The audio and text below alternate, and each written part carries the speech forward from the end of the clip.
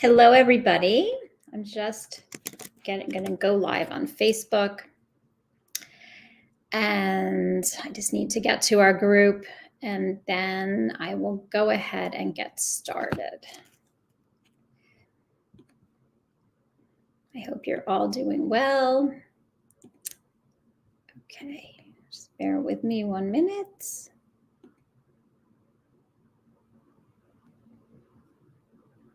Okay, I think we're going to be all set. Hold on, just give me 1 more minute.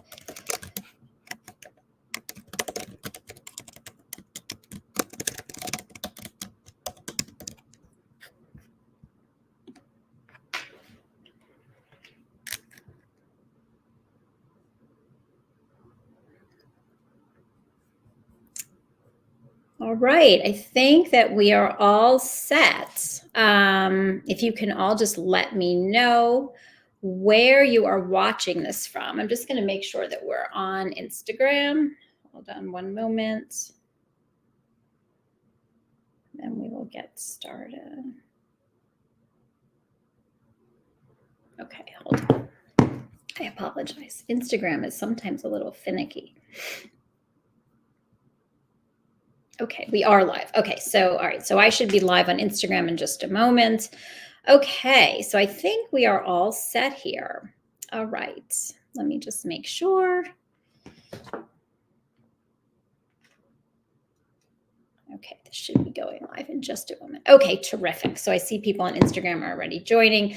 That is wonderful. We're also on Facebook. We're on the Facebook group. And so I'm happy to see you all here today. Thank you for being here. It's a really exciting time. There are a lot of graduations going on.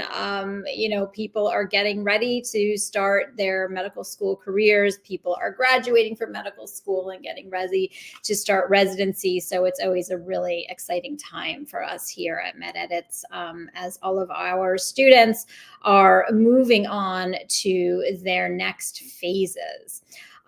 So that is always really, really terrific.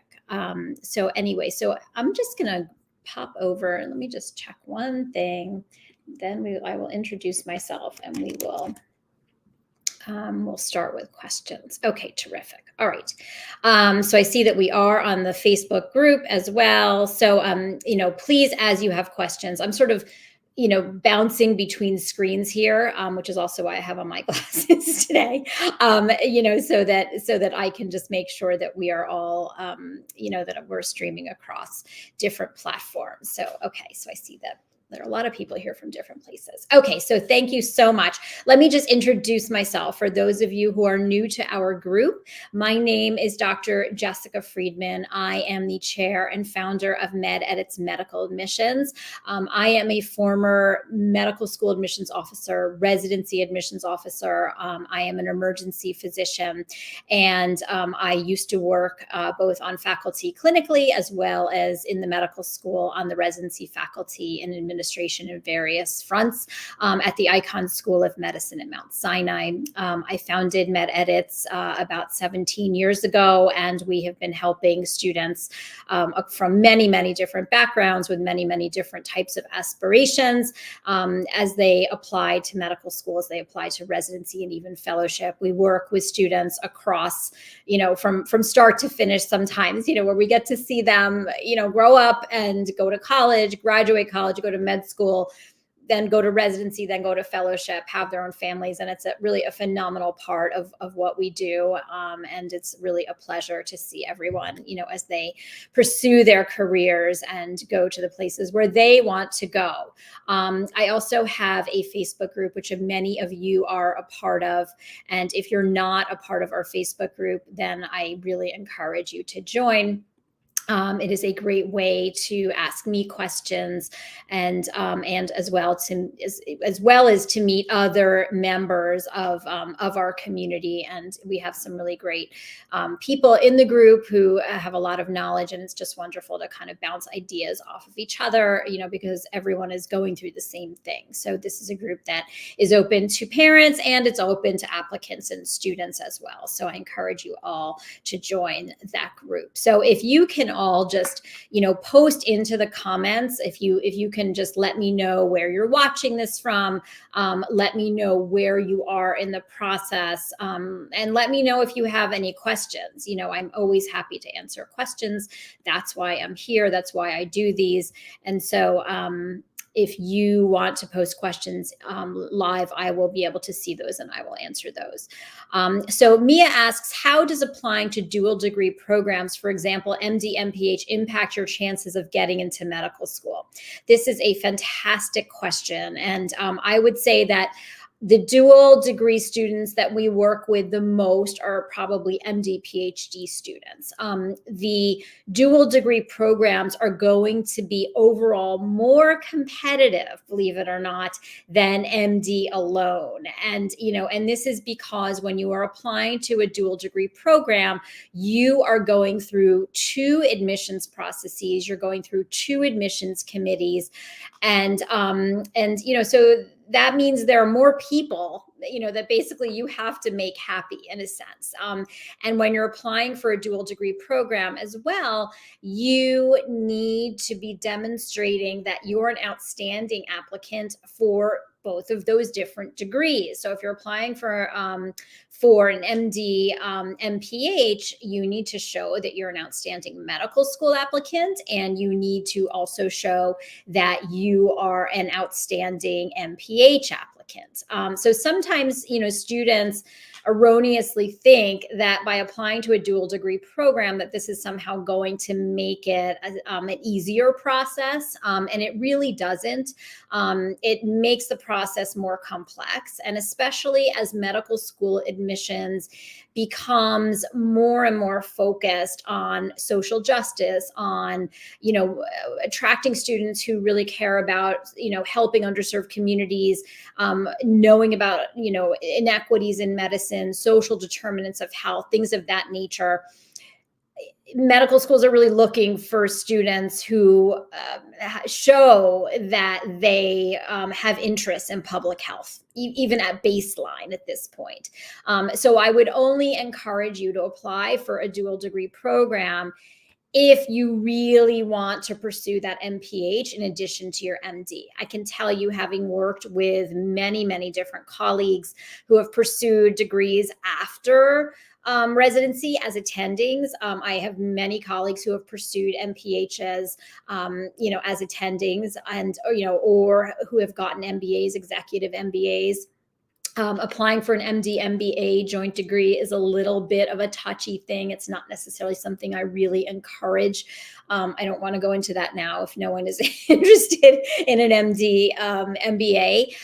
But having an interest in public health is something that many, many students have at this point, and they're not necessarily applying for those MD, MPH programs. Okay. Okay, from Portland, we have people. He's waiting for his MCAT results. Graduated in 2023 in neuroscience. Melissa, that is fantastic.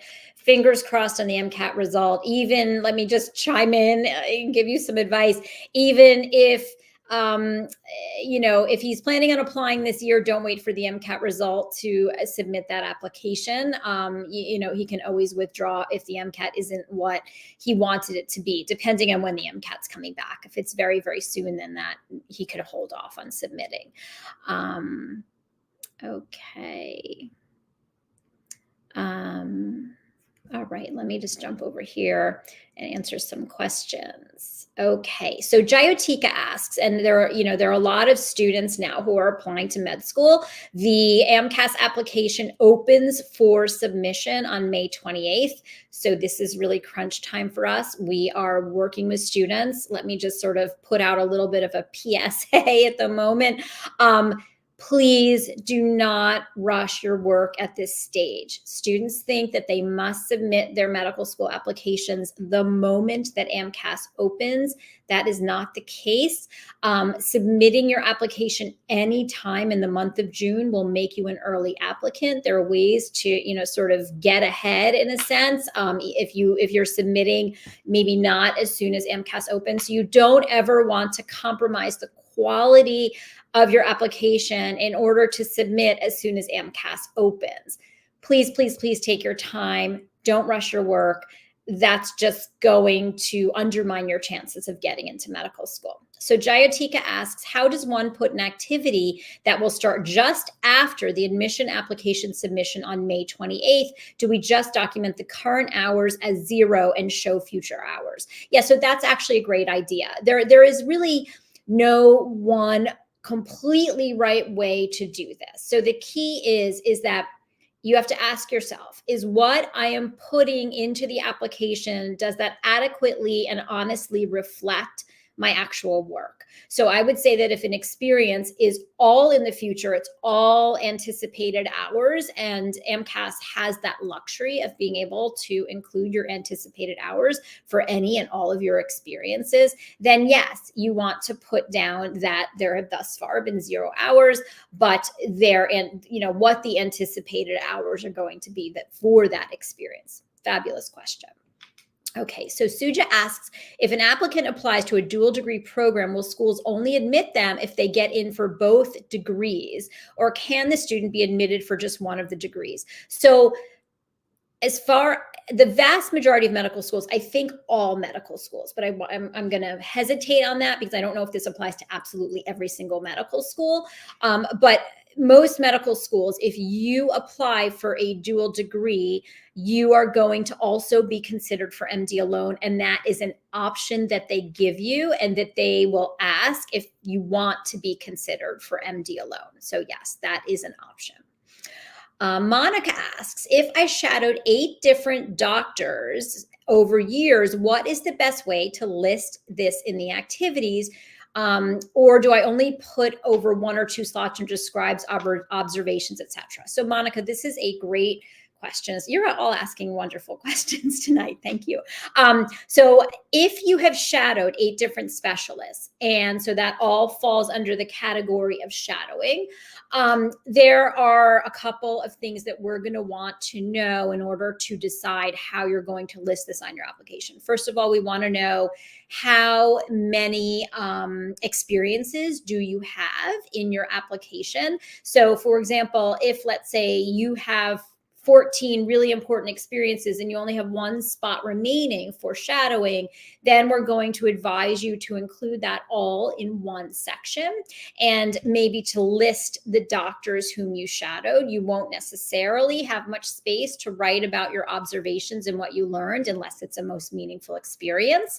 If, however, you have more than 1 slot that you can devote to your shadowing experiences, then you might want to write about that experience and split it up into 2 different activities, maybe even grouping them in some sort of logical way, like maybe primary care physicians, in one grouping, or outpatient physicians in one grouping, and inpatient physicians in another grouping. So there are different ways that you can sort of be creative about this.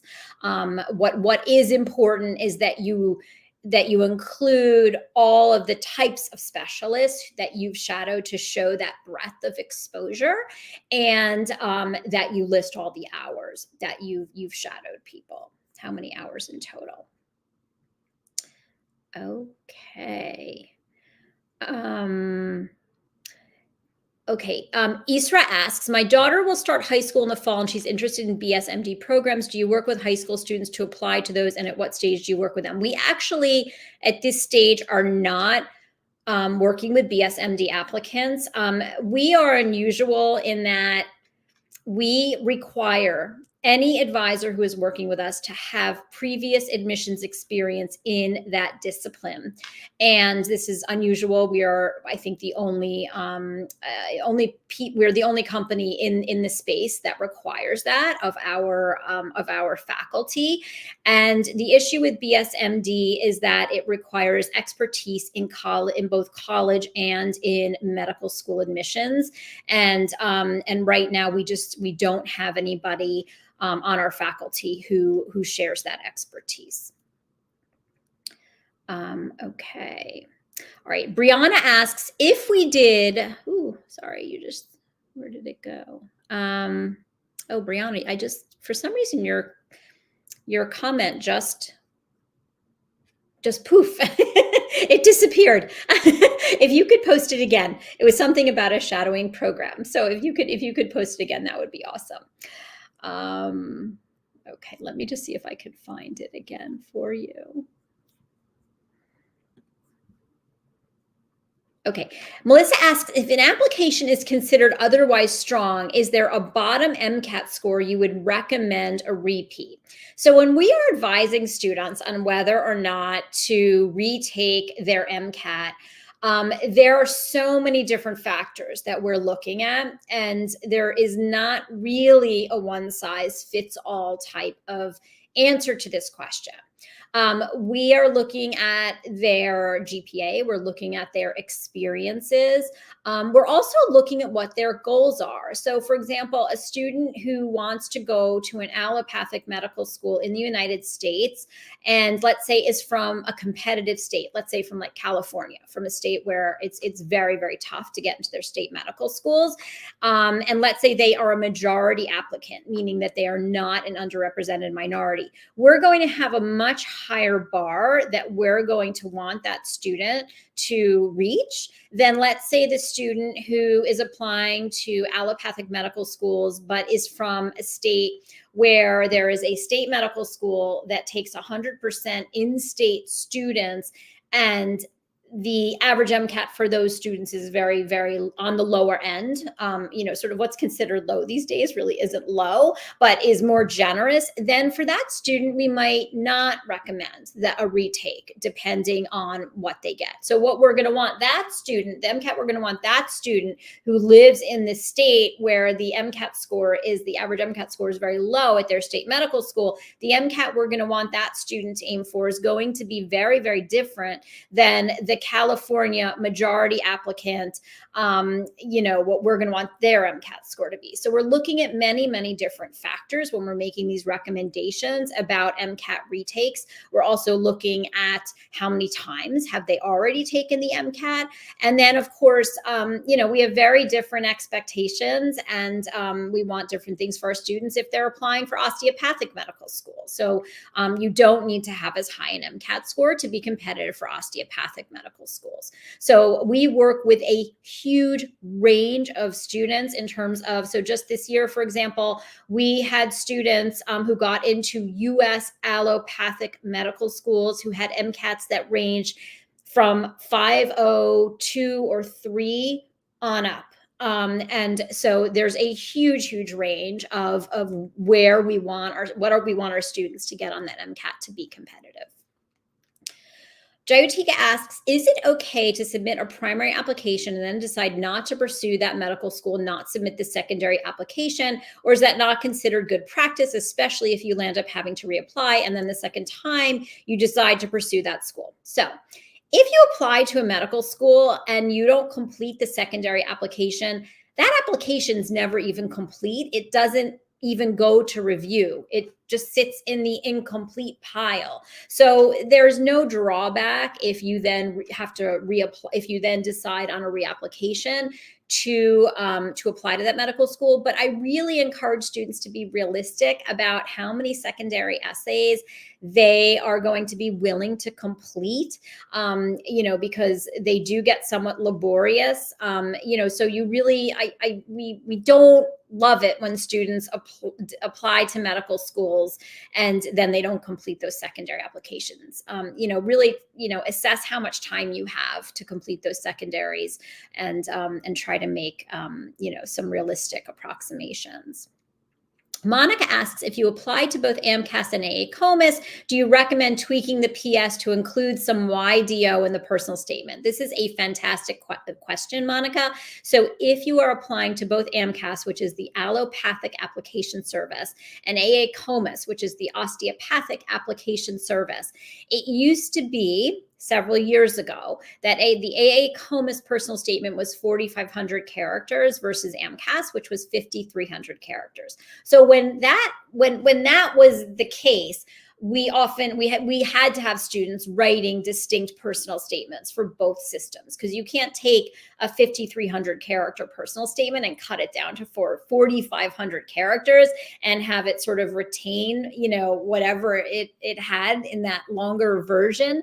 So at AACOMAS, the osteopathic medical schools, almost all, I think, ask why osteopathic medicine. So we no longer recommend that students tailor that AACOMAS personal statement for osteopathic med schools if they're applying through both AMCAS and AACOMAS. AACOMAS and AMCAS both have the same character limit now for their personal statements, which is 5,300 characters with spaces. AACOMAS did that so it would make it easier for students, because they know that a lot of students are applying through both systems. So it's a rare student now that we feel, once we read their materials, that we feel needs to be writing a distinct statement for both systems. I mean, the values are still the same across both of those, between osteopathic and allopathic. Okay. Oh, here's your question, Brianna. Thank you. If we did a high school shadowing program, left school every day, senior year early to shadow, can we put in those hours?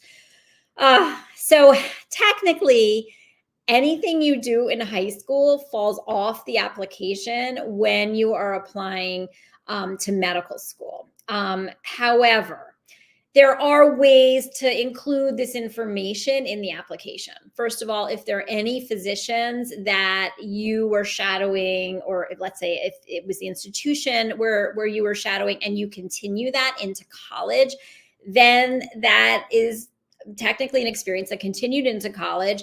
So it's fair game to include all of those hours. The other way that students sort of, get that information into their narrative is they mention it in their personal statement. So, medical school admissions committees want to always understand your path. They want to understand how and when you became interested in medicine. For some students, that may be after they graduate college. For some students, that may be, in middle school or in high school. And so the fact that your student started shadowing physicians as a senior in high school and going there every day after school, to me, shows real dedication and a real commitment. So I would want that information in the application somewhere. So if not in the application entries, because it's very likely by the time your student applies that experience is going to fall off in terms of their priorities, their most important experiences that they want to include in the application. So that's probably something that we would sort of mention in the personal statement, assuming, depending on the student's path through college. Okay. All right. Susan asks, is it a problem to list a paper that has been submitted for publication or in press?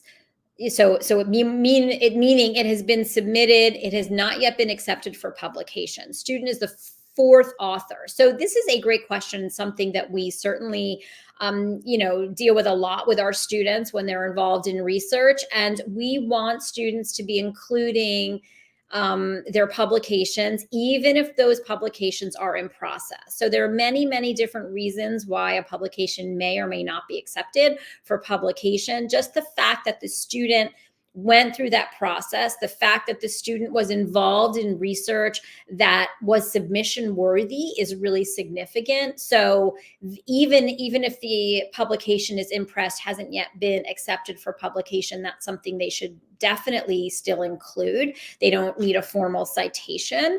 And then, assuming that the publication is accepted, then that's something that they can discuss on interviews, or that they can include in update letters for medical schools that accept update letters. So yeah, that should definitely be included in the application.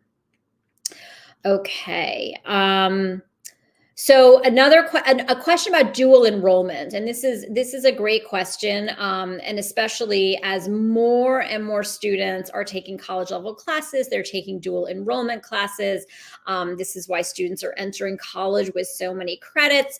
So the question is, if my son had dual enrollment, took dual enrollment classes at a college in high school, does that need to be included in the AMCAS application? And yes, any undergraduate classes that your student has taken, those all need to be included in the med school application. So any college level class, yes.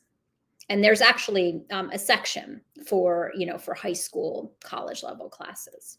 So it's like it has its own separate row. Okay. Julie asks, do most people use all 15 activities? So for those of you who don't know, depending on what stage you're in, maybe you're not applying to medical school just yet. And so AMCAS, again, the allopathic application system, has the opportunity to write about 15 different experiences in the application. So in our experience, most students are using anywhere from 12 to 15 of those slots. So I would say there are a lot of students who use all 15 slots, yes, but they also are including things like their hobbies. So something that we always tell our applicants, if they have the space, is, you want to kind of get across to admissions committees who you are outside of the classroom, who you are outside of the lab, what you like to do for fun. I mean, there's some secondary essays that are going to specifically ask this, what do you do in your free time, or what are your hobbies? But it's always a great idea when you have the space to include some information about that, because it just sort of gives more dimension to your application. It also is a potential conversation starter. When you're in an interview, let's say you're interviewing with someone who has a similar interest, or they just have a curiosity about something that you've written. So these are all, things that you can include. So people get a little bit creative in terms of, how to use those extra slots if they have them, in order to kind of, add that further dimension. Okay. Suja asks, like the MSAR, is there an AA-COMIS equivalent to purchase? So the MSAR is the Medical School Admissions Requirements Database. It is put out by the Association of American Medical Colleges, and it includes a wealth of data and information for all allopathic medical schools. And I refer to it probably on a daily basis. Sadly, there is not a really equivalent database for AA-COMIS. That data is much, much tougher to get your hands on. And it makes me sometimes a little bit crazy, because I always want to sort of reach for that data as well in a centralized way. And it isn't there in the same way. So maybe someday, if enough people ask, they'll create an MSAR for AA-COMIS, or maybe they'll pool resources, who knows? Okay. Venkat asks, my daughter has science subjects, a GPA of a 3.92. I'm not sure I'm understanding this. Whereas one of the non-science healthcare subjects has a C+.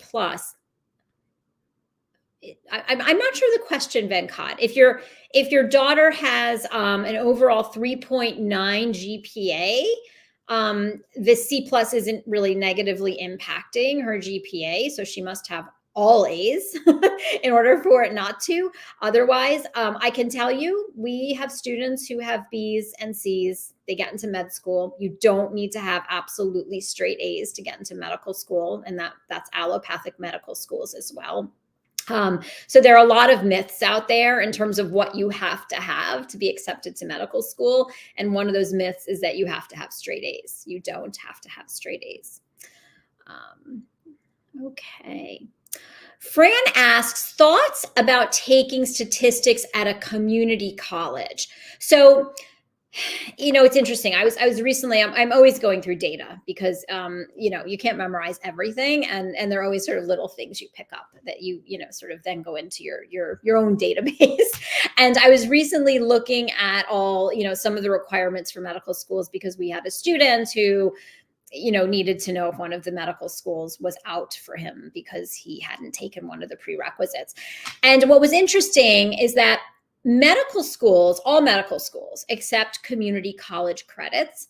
But I did come upon a couple medical schools that said, we only want you to submit, we will only accept community college credits if you were enrolled full-time at a community college, right? There are a lot of reasons that people have to enroll at community colleges before then going to a 4-year undergraduate institution.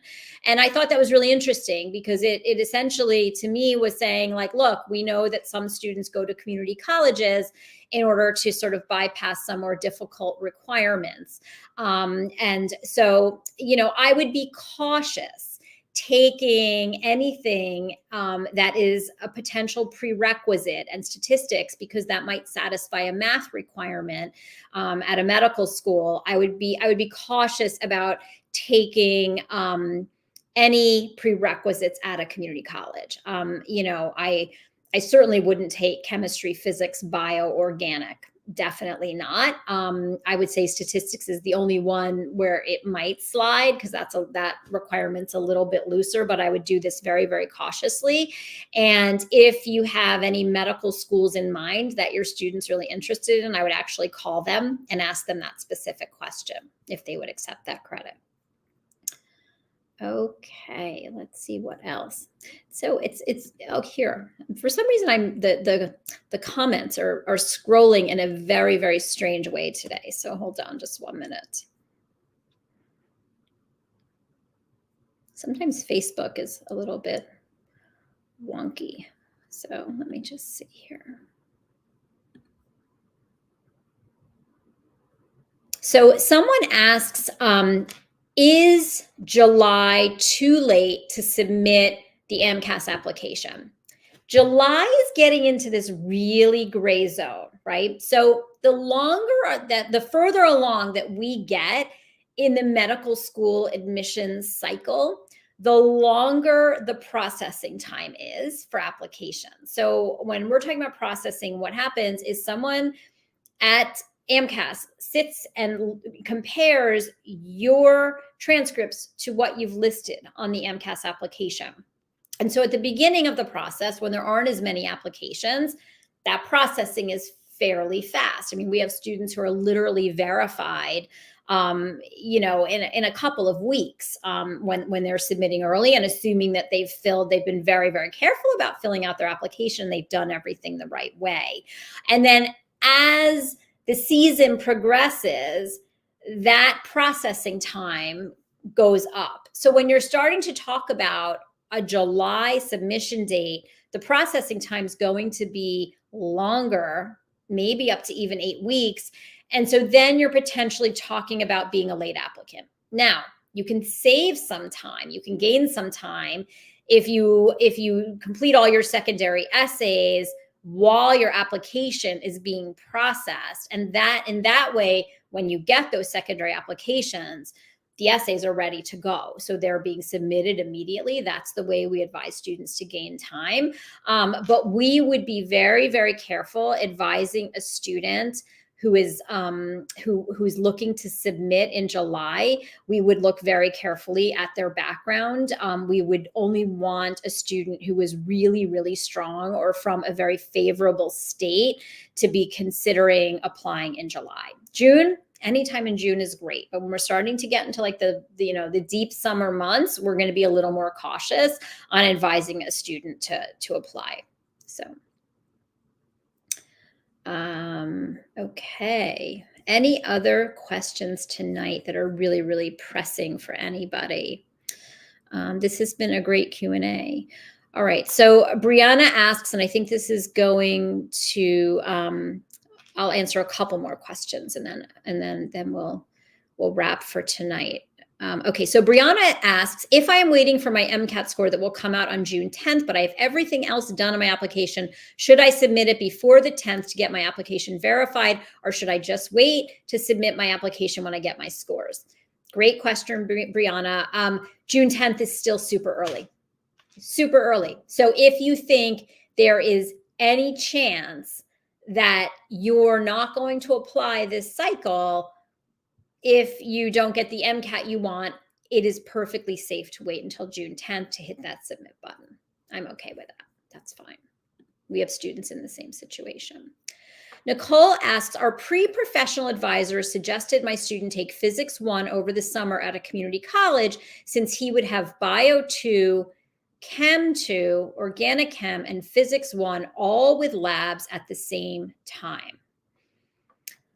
Ugh, this makes me a little nervous. Nicole, I'm curious to know, you might not want to say this publicly, but I'm curious to know which college this is that recommended that, because again, taking medical schools, like I said, they accept community college credits, but having I mean, I think it was yesterday when I was looking for something else, and I came across, medical schools who said specifically, we will not accept community college credits from students unless they are enrolled full time at a community college. So it makes me a little nervous to be taking physics at a community college. So they're at Texas A&M. That's interesting. I don't know, that makes me, I would want to know, I would press the advisor and ask them for data on, do you have other students who have taken physics at a community college and who've gotten into medical school? I'd ask them, is this something you routinely recommend? Is the pre-med advisor new? I would look into these things. I also, if the student goes to Texas A&M, I'm assuming that they're from Texas, maybe they're a Texas resident. I would look specifically at the Texas requirements. If they're aiming to go to a Texas medical school, Texas has so many wonderful medical schools. So I would maybe call a couple Texas medical schools. I wouldn't even rely on what's online. I would call a couple Texas med schools and ask them if they'd be willing to accept Physics 1. I'm assuming not with lab. I'm assuming the lab would be done at the college, at the undergraduate college. I would ask them if they would accept that. I think that's what I would do in that situation. Sometimes there aren't really clear-cut answers to this, because what's a little bit aggravating is that every med school has its own requirements, and they're really quite variable, between schools. I mean, except for those, there's sort of these nuances like we're talking about tonight that are really variable between institutions. So that can make kind of making these decisions, really sort of frustrating. I mean, everyone will tell you medical schools accept community college credits, and they do, but sometimes there are caveats there. And it also is dependent, Nicole, let me say one more thing. It's also dependent on what your student is majoring in. So for example, for the student who's majoring in a science, where they're going to have a lot of upper level science classes that are going to show their excellence in rigorous scientific classes, inquiry-based classes, they might be a little more lenient with that student who took physics at a community college, let's say, versus a student who, let's say, was majoring in, English or something and hadn't had the same level of, higher level rigor as a student who is majoring in a science. So there are always these case by case evaluations of students where, the rules aren't the same for everybody, because again, med school admissions is holistic. It's a holistic process, and everything is going to be considered when an applicant is reviewed. Okay. Suzanne asks, do the admissions officers look negatively upon courses with pass-fail grades for non-prerequisite courses, especially from a student that encourages students to try classes out for fun? No, I mean, if that's the culture of the college, and we're talking about, not to offend anybody, but like basket weaving for dummies or something, and your student took a pass fail, or even like, a winter mission class, like those are sometimes pass fail classes, and they're always pass fail. So, this is, again, where sort of this holistic evaluation comes into play, and why every student is going to be evaluated based on their institution and their path. So, if a student starts taking a bunch of pass fail classes and they're really rigorous classes, then that might be suspect. But for, a couple of fun classes from a college that encourages that type of exploration, that's not going to be looked upon in a bad way. Okay.